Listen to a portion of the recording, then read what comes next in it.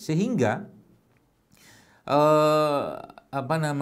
semakin tenang seseorang itu ya ketika dia melakukan suatu ibadah, maka ya semakin kuat imannya. Ya, kita tahu bahwa banyak sahabat-sahabat ya yang ketika mereka berperang di zaman mereka saat itu Masya Allah dengan keimanan mereka itu sekalian itu banyak hal-hal yang bahkan mustahil mungkin ya untuk di zaman kita sekarang ini dikerjakan seperti itu. Contoh ya, imannya Sa'ad bin Abi Waqqas ya dengan beserta pasukannya ya ketika mereka melakukan penaklukan Madain, itu kan suatu kisah heroik yang luar biasa. Ada 30.000 pasukan yang mereka melawan pasukan Kisra saat itu, seingat saya ada sekitar 200 ribuan.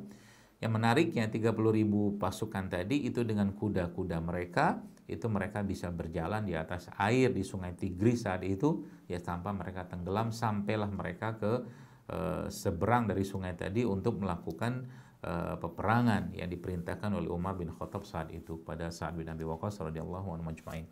Ya, jalan di atas air. Ya, artinya apa? Tools ini ya, perangkat-perangkat ini kalau kita aplikasikan sekalian itu efeknya luar biasa. Aplikasikan dengan keyakinan tentunya. Contoh, ambil satu saja, misalkan kita bicara tentang salah satu hal yang tadi saya sebutkan, yaitu sholat tahajud. Ya, Rasul menyampaikan begini, Allah juga sudah menyampaikan tentang sholat tahajud, bahkan dulu diwajibkan. Ya. Dan lalu katakanlah sekarang ada riset atau penelitian yang membuktikan bahwa memang ternyata sholat tahajud itu punya impact yang luar biasa kepada imun seseorang. Ya, itu salah satunya. Jadi subhanallah ya, saya katakan Masya Allah ya. Islam ini ya kalau kita mau kaji di sisi manapun itu kan ketemu semua ya.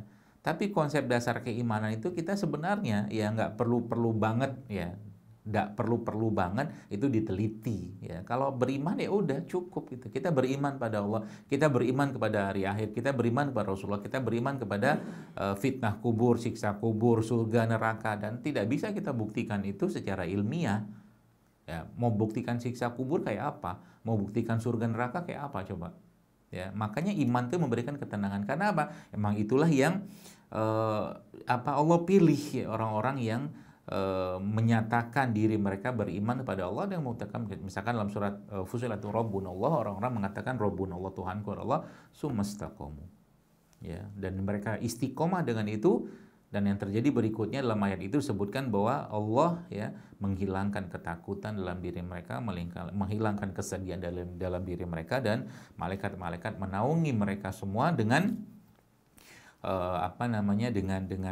rahmat Allah Subhanahu wa taala. Itu iman ya. Maka mau pandemi, mau ada virus lagi misalkan ya, mau ada apa lagi lah, kita nggak tahu cerita apa di balik ini semua, maka kata kunci dasar yang harus kita pegang adalah iman. Seseorang itu, Bapak Ibu sekalian, mati bukan karena penyakit. Ini bahasa imannya. Tapi seseorang itu mati karena memang sudah ajalnya. Apapun cara Allah mengambil atau menyelesaikan hidupnya, itu kehendaknya Allah, kita nggak tahu. Ya. Maka ini kan iman. Jadi saya kadang-kadang waktu di awal-awal virus ini datang gitu kan, atau mungkin pertengahan yang lagi panik-panik orang luar biasa, saya katakan ini di mana iman kita? Ya, silakanlah pakai protokol kesehatan segala macam apa yang diarahkan oleh para ahli, silakan. Tapi kadang-kadang itu tidak memberikan ketenangan, justru malah yang terjadi orang ketakutan luar biasa. Ya, ini bagian sebenarnya dari caranya syaitan, iblis ya, untuk membuat manusia itu takut, sehingga ketika dia nggak tenang, dia nggak percaya dengan Allah, ibadahnya pun tidak optimal.